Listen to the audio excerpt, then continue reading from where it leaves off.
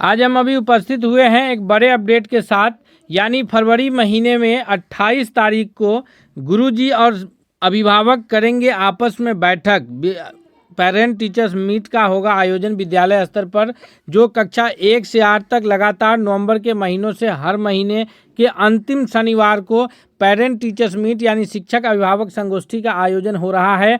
आइए आज के इस पूरी वीडियो में हम जानते हैं कि क्या इसका थीम है और कब इसको आयोजित करना है और किन किन बातों पर अभिभावक से गुरुजी संवाद करेंगे। जी हाँ दोस्तों, आइए देखते हैं। अगर चैनल पर नए हैं तो सब्सक्राइब कर लीजिए, बेल आइकन को प्रेस कीजिए ताकि अगला हर अपडेट आपको सबसे पहले पहुँचता रहे।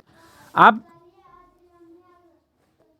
के सामने दिख रहा है बिहार सरकार के जो प्राथमिक शिक्षा निदेशक हैं विक्रम विरकर का यह पत्र है, जो आज के डेट में यानी 24 फरवरी 2026 को यह पत्र जो है निर्गत किया गया है, जिसका पत्रांक 7 विविध 3/2021 के अंश 908 में बिहार सरकार शिक्षा विभाग के द्वारा यह पत्र जारी किया गया है, जिसका दिनांक है 24 फरवरी 2026। जी हाँ, इसमें बताया जा रहा है, पत्र का विषय है कि दिनांक 28/2/2026 यानी शनिवार को अभिभावक शिक्षक संगोष्ठी आयोजित करने के संबंध में अपने विद्यालय स्तर पर। आपको बता दें कि नवंबर के महीने से या कंटिन्यू हर महीने के अंतिम शनिवार को जो है विद्यालय में शिक्षक अभिभावक संगोष्ठी का आयोजन हो रहा है। तो निदेशालय के पत्रांक 255 दिनांक 21/1/26 का अंश है। यहाँ पर आगे लिखा गया है, जो सभी जिला शिक्षा पदाधिकारी को पत्र लिखा गया है कि महाशय, आप अवगत हैं कि प्रत्येक माह के अंतिम शनिवार को राज्य के सभी सरकारी विद्यालय में शिक्षक अभिभावक संगोष्ठी का आयोजन किया जा रहा है। संगोष्ठी के आयोजन का जो मुख्य उद्देश्य है वह है कि अभिभावकों को बच्चों के अकादमिक प्रगति से अवगत कराना एवं घर में किस प्रकार से बच्चों को बेहतर अकादमिक वातावरण कराया जा सकता है से अवगत कराना। इसका मुख्य उद्देश्य है। जो अभी फरवरी माह के 28 तारीख को जो शिक्षक अभिभावक संगोष्ठी का आयोजन होगा, इसका मुख्य उद्देश्य क्या है तो आपको देख लीजिए। मुख्य उद्देश्य है कि अभिभावक को बच्चे के जो एकेडमिक जो प्रगति है, उसका जो एकेडमिक रिपोर्ट है, उससे अवगत कराना है एवं घरों में किस प्रकार से बच्चों को बेहतर एकेडमिक वातावरण उपलब्ध कराया जा सकता है, इसको लेकर के चर्चा करना है। कि चूँकि बच्चे विद्यालय में 6 घंटे रहते हैं और 18 घंटे वो अपने माता पिता के साथ रहते हैं, तो माता पिता उसे किस प्रकार से यह वातावरण उपलब्ध कराएंगे, हम उससे अभिभावक जो है उसमें माता पिता को सहयोग करेंगे। इसी के लिए जो है यह संगोष्ठी आयोजित की जा रही है। तो राज्य स्तर से प्रत्येक माह किए जाने वाले संगोष्ठी के लिए वार्षिक कैलेंडर उपलब्ध कराया गया है। फरवरी माह में 28 फरवरी 2026 को संगोष्ठी की तिथि निर्धारित है। जी हाँ, जो अगला संगोष्ठी होना है वो कब होना है? पिछला संगोष्ठी अभी जनवरी महीने में हुआ था, अगला संगोष्ठी अभी फरवरी के महीने में 28 फरवरी को आयोजित होगा। 31 जनवरी के बाद अगला जो हो रहा है वो 28 फरवरी को होना है।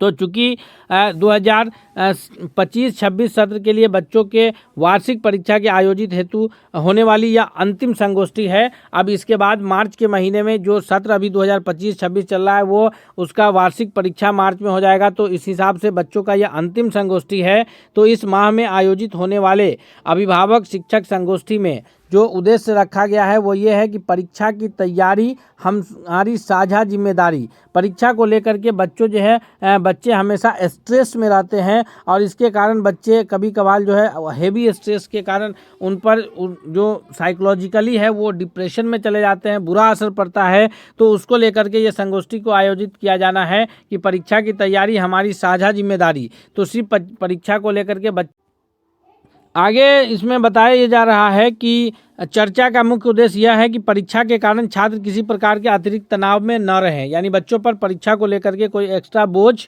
न रहे कि हमें परीक्षा देना है, परीक्षा की तैयारी हम किस प्रकार करें, परीक्षा में हमको अच्छा नंबर नहीं आएगा तो फेल कर दिया जाएगा, परीक्षा में अच्छा नंबर नहीं आएगा तो हमें अभिभावक से डांट सुननी पड़ेगी।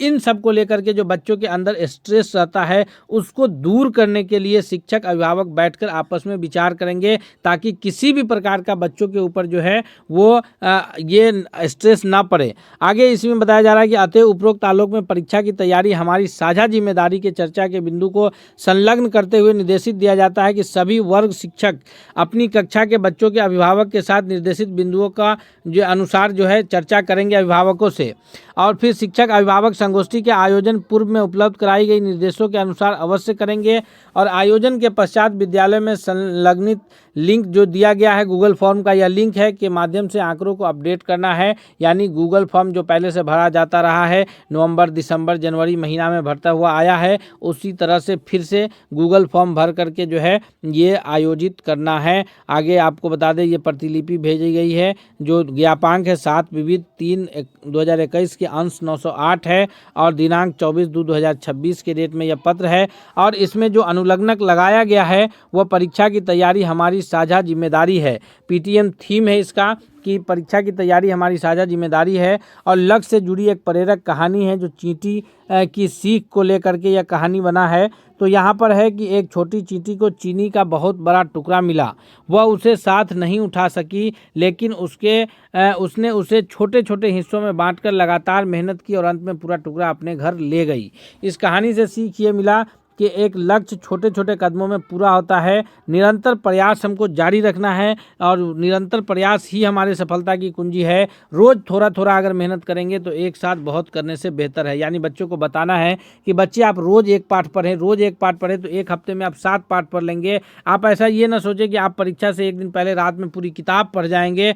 तो इस टाइप की ये कहानी इसीलिए बताया गया है। इसका लक्ष्य ये रखा गया है कि बड़ा लक्ष्य की प्राप्ति में हम लोग को निरंतर लगातार छोटी छोटी कोशिश को जारी रखना है, जिससे हम बड़े लक्ष्य की प्राप्ति कर पाएंगे। अभिभावकों से चर्चा के लिए जो प्रश्न दिया गया है वो ये है कि अगर आपको एक मोटी कहानी की किताब पढ़नी हो तो क्या आप उसे एक दिन में पढ़ेंगे या रोज थोड़ा थोड़ा? इस प्रश्न पर अभिभावक को सोचने का समय देंगे और फिर उसे लक्ष्य से जोड़ेंगे। तो स्वाभाविक है कि अभिभावक कहेंगे कि अगर हमको आप कहानी की किताब उपलब्ध कराइएगा तो वो किताब हमारे पास इतना समय नहीं है कि हम एक दिन में पढ़ के ख़त्म कर देंगे, तो हम थोड़ा थोड़ा रोज़ पढ़ेंगे। तो उसी से हम लोग उनको जो है समझाएंगे कि आप समझिए बच्चे भी इसी प्रकार से हैं। हम बच्चे की जो पूरी किताब है जिसका अभी इवैल्यूएशन मूल्यांकन होना है मार्च महीने में, तो आप पूरी किताब को एक रात में नहीं पढ़ पाएगा बच्चा। उसे आप रोज़ थोड़ा थोड़ा सा करके तैयारी कराइए। रोज़ एक चैप्टर करके तैयारी कराएंगे तो आप जो है बच्चे की पूरी किताब की मुकम्मल तैयारी भी हो जाएगी और बच्चों पर कोई एक्स्ट्रा बर्डन, एक्स्ट्रा एफर्ट नहीं लगाना होगा उनको। परीक्षा की तैयारी में अभिभावकों की भूमिका क्या महत्व है, तो उस पर चर्चा है कि समय के प्रबंधन में सहयोग यानी टाइम मैनेजमेंट उन्हें सिखाना है। नियमित अध्ययन समय सारणी बनाने में मदद करेंगे अभिभावक। बच्चों के साथ मिलकर रोज़ पढ़ाई का एक निश्चित समय तय करें और समय पढ़ने के लिए प्रोत्साहित करेंगे। पढ़ाई के लिए शांत और स्थिर स्थान सुनिश्चित कराएंगे। हल्ला गुल्ला में पढ़ाई में डिस्टर्ब होगा। घर में ऐसी जगह तय करेंगे जहां शोर कम हो, बच्चा को आराम से ध्यान लगाकर पढ़ सके।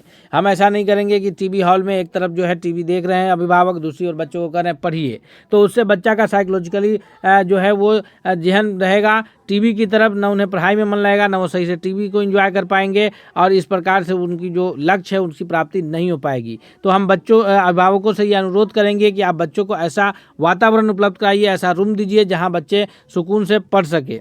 आगे है कि सकारात्मक वातावरण, बच्चों को तनाव और दबाव से दूर रखें। बच्चों पर ज़्यादातर दबाव नहीं डालना है, बार बार नहीं करना है कि बच्चे पढ़ो पढ़ो, ऐसा नहीं करना है कि एग्जाम आ रहा है 2 हाथ ऊपर से रख दिए कि पढ़ता क्या नहीं है, तो इसको काम को नहीं करना है। उससे बातचीत करते हैं, उसे प्यार से समझ और साथ पढ़ाई के लिए प्रेरित करना है। प्रशंसा और प्रोत्साहन देना है, बच्चों को छोटी छोटी मेहनत और सफलता की तारीफ करनी है और उसके लिए आत्मविश्वास उसका बढ़ता है।